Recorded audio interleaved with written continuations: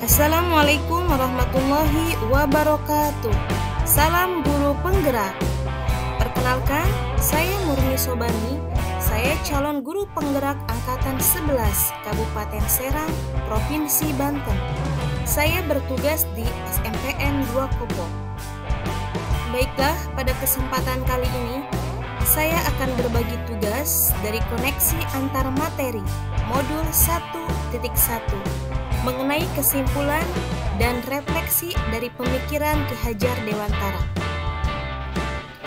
Dari pemikiran Ki Hajar Dewantara, ternyata pendidikan dan pengajaran tidaklah sama. Pengajaran merupakan bagian daripada pendidikan. Pengajaran adalah proses penyampaian ilmu untuk menumbuhkan kecakapan hidup anak, baik lahir dan batin. Sedangkan pendidikan adalah menuntun segala kekuatan yang dimiliki oleh kodrat anak untuk mencapai keselamatan dan kebahagiaan yang setinggi-tingginya, baik sebagai manusia maupun sebagai anggota masyarakat. Pendidikan menciptakan murid tumbuh dengan utuh, bisa mengekspresikan diri dan menjadi pribadi yang lebih mandiri.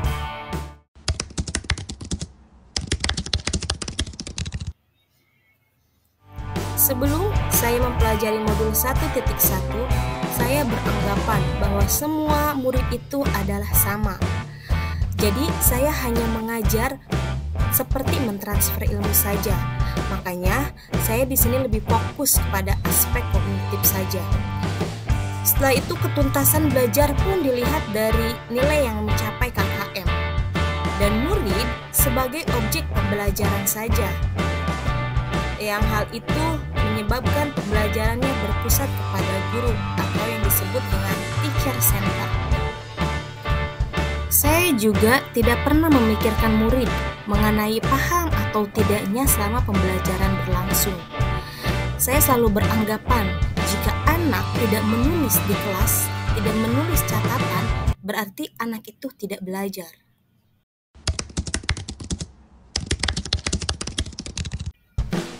Tetapi setelah saya mempelajari modul 1.1, saya tersadar bahwa saya yang dilakukan di kelas terhadap anak itu tidaklah benar atau keliru. Setelah saya mempelajari modul 1.1, ada beberapa yang harus saya rubah. Yang pertama, seharusnya saya melakukan pembelajaran yang menyeluruh, tidak melihat dari aspek kognitif saja, tetapi harus memikirkan aspek afektif, psikomotor, spiritual, sosial, dan budaya. Yang kedua, murid sebagai subjek pembelajaran. Karena murid memiliki kebebasan berekspresi, bebas berpendapat dan berkreasi, hingga murid bisa lebih merdeka. Yang ketiga, pembelajaran yang berpusat kepada murid, atau biasa disebut student center. Posisi guru di sini hanya sebagai fasilitator pembelajaran saja, yang mampu mengarahkan murid supaya murid tidak salah melangkah atau yang membahayakan murid itu sendiri. Di sini saya juga harus mempelajari karakteristik murid. Guru harus memberikan kesempatan kepada murid untuk berkembang sesuai dengan kodratnya, sampai murid menemukan kebahagiaan dan keselamatan yang setinggi-tingginya. Guru harus mengajar dengan ikhlas, dengan penuh kesabaran yang tulus. Mengajar dengan ikhlas dan tulus akan menciptakan suasana pembelajaran yang baik, sehingga murid merasa tenang dalam belajar.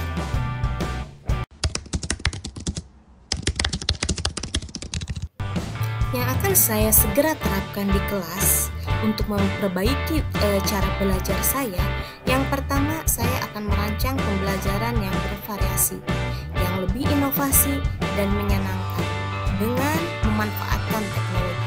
Selanjutnya saya juga akan menerapkan pembelajaran abad 21 sesuai dengan pemikiran Ki Hajar Dewantara, yaitu bisa berpikir kritis, kreatif, komunikatif, dan kolaborasi, tapi tetap dengan memikirkan prinsip kemerdekaan anak.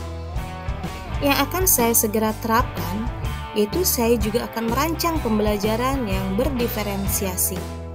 Saya akan menjalin komunikasi dengan baik dengan murid supaya saya bisa mengenali minat dan karakter murid itu sendiri.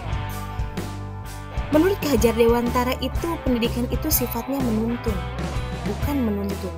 Untuk itu, saya akan menjadi tauladan yang baik dari sikap, perkataan, perbuatan, hingga murid memiliki budi pekerti yang baik juga.